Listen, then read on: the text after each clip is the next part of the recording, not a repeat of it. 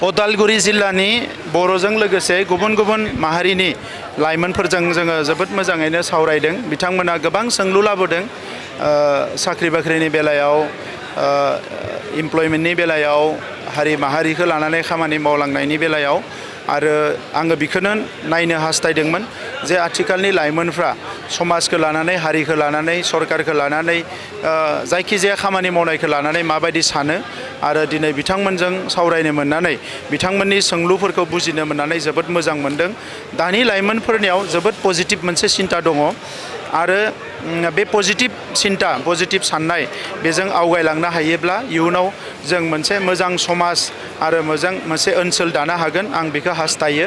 आरो आङो जिहेतु गुसुं समनि थाखाय सरकाराव दङमोन, दा बे समाव जिखिनि मोनदांदों बेखौनो लानानै बिथांमोननो आं सरकारि पलिसिनि सायाव फिननायखौ होदों। आङो मिजिंथिदों बिथांमोना गोबां खोथाखौ बुजिदों आरो बिथांमोननिफ्रायबो आङो गोबां खोथाखौ बुजिनो हादों। सोलोंथाइ बिथिङाव गोबां मावनांगौ दङ, गासैबो बिथिङावनो मावनांगौ दङ। मानोना सुबुं सोदोमस्रिया सानसेयैनो जाया, जेखौ बुंदोंमोन Rome was not built in a day. दा नंखायनो सुबुं सोदोमस्रिखौ दानो थाखाय, मोनसे सोदोमस्रि जानो थाखाय गोबाव बोसोर नांगौ। आरो दिनै बर' माहारिया सोमावसारजेननायनिफ्राय लानानै बे 30-40 बोसोराव गोबां जौगाबाय, गोबां बिथिङाव खामानि मावनो हाबाय।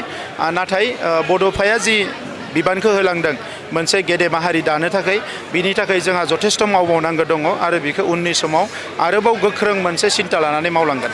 गुबुन गुबुन हारि माहारिफ्रा, बियो बिटिआरल' नङा, आसामावबो, सा सानजा भारतनि गोबां रायजोआव आरो सारा भारतआवनो उन्दै उन्दै हारिफ्रा जोबोद खस्थ'आव थांनानै दङ।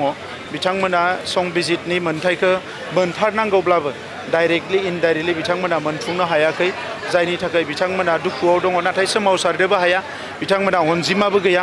दा बै हारिफोरखौ दिनै जोङो, जिहेतु जोंबो सोमावसारनायनि गेजेरजोंसो थांना थानाय मोनसे हारि, जोङो बिथांमोनखौबो लोगोआव लाफानानै आवगायलांनायनि बाथ्रा सानदों।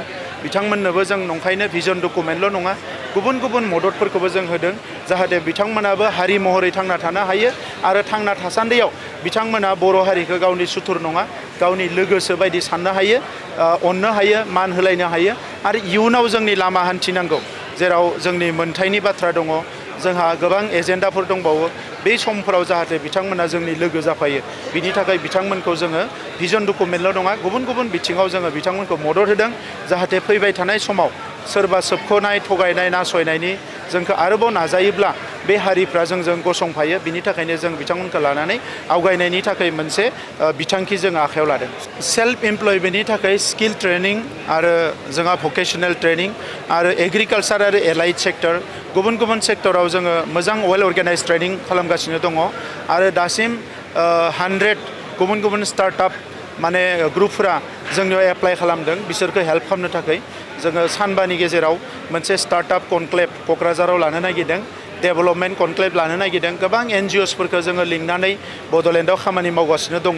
दा बेवहाय लाइभलिहुड सेक्टर बा गुबुन गुबुन सेक्टराव खामानि मावनो थाखाय जोंनि जायफोर स्कुल, कलेज, इउनिभारसिटि गारनाय लाइमोनफोर, बिथांमोनखौ जोङो बेवहाय गुबुन गुबुन स्किल ट्रेनिं होनायनि थाखाय प्रिपेरेसन खालामदों। आरो गासै 25 कलेज जों सायख'दों, जेरावनोखि सेटारडे आरो सानडे बेयाव रेगुलार जागोन आरो हलिडे टाइमफ्रावबो बिनि ट्रेनिंफोरा आलदा आलदा रोखोमै कन्टिनिउ जागोन। पलिटिकेल साइन्सनि सासे स्टुडेन्ट कुइसन खालामनो सानदों नोंथांखौ, थिग बेबायदिनो difference between UPPL, BPP, BJP सोंदोंमोन, नोंथांनि सरकारा माबायदि सरकार होनना सोंदोंमोन? आङो मोजां मोनदों जे बिथाङा पलिटिकेल साइन्सनि स्टुडेन्ट हिसाबै माखासे पलिटिकेल कुइसनखौ बिथाङा सोंदों। आरो आं बिथांनो फिनदों जे UPPL हान्जाया रावजोंबो गोरोबा, मानोना मोनसे गिदिर सिमां, गिदिर मोनसे थांखि लानानै UPPL हान्जाया जोनोम जादों।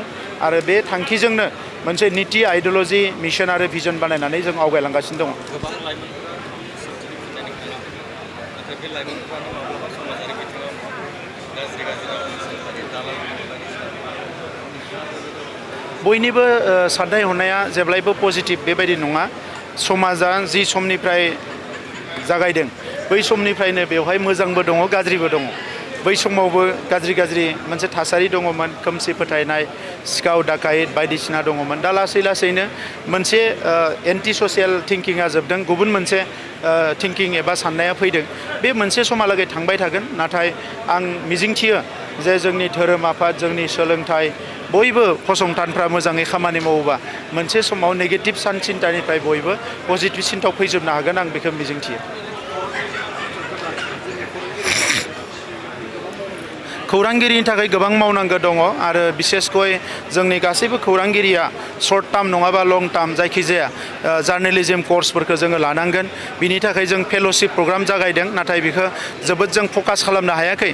आं सान्दों थाबैनो बेखौ फकास खालामनानै जाय खौरां बिजोङाव खामानि मावनो गोसो थानाय जोंनि बिदा फंबायफोर दङ बिसोरखौ जों थाबैनो माखासे स्किल ट्रेनिं केमेराखौ बोरैहाय हमो बा कुइसन्सखौ बोरैहाय सोङो बा जार्नेलिज्मनि इथिक्सआ मा प्रिन्सिपला मा बेफोरखौ ट्रेनिं लानो थाखाय जों हेल्प खालामगोन जाहाथे इयुनाव बर' खौरां बिजोङाबो जाहाथे नेशनेल स्टेन्डार्ड बा इन्टारनेशनेल स्टेन्डार्डआव थांनो हायो। वेलकाम।